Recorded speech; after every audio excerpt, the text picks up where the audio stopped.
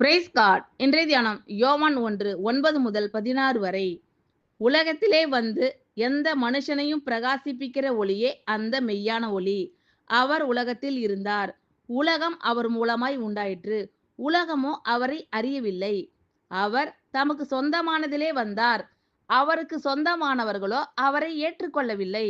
அவருடைய நாமத்தின் மேல் விசுவாசம் உள்ளவர்களாய் அவரை ஏற்றுக்கொண்டவர்கள் எத்தனை பேர்களோ அத்தனை பேர்களும் தேவனுடைய பிள்ளைகள் ஆகும்படி அவர்களுக்கு அதிகாரம் கொடுத்தார். அவர்கள் இரத்தத்தினால் ஆவது, மாம்ச சித்தத்தினால் ஆவது, புருஷனுடைய சித்தத்தினால் ஆவது பிறவாமல் தேவனாலே பிறந்தவர்கள். அந்த வார்த்தை மாம்சமாகி கிருபையினாலும் சத்தியத்தினாலும் நிறைந்தவராய் நமக்குள்ளே வாசம் பண்ணினார். அவருடைய மகிமையை கண்டோம்.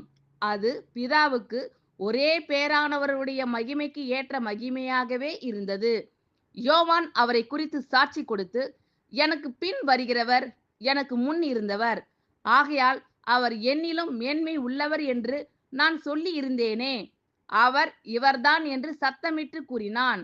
அவருடைய பரிபூரணத்தினால் நாம் எல்லாரும் கிருபையின் மேல் கிருபை பெற்றோம். ஆமென். Thank you Lord.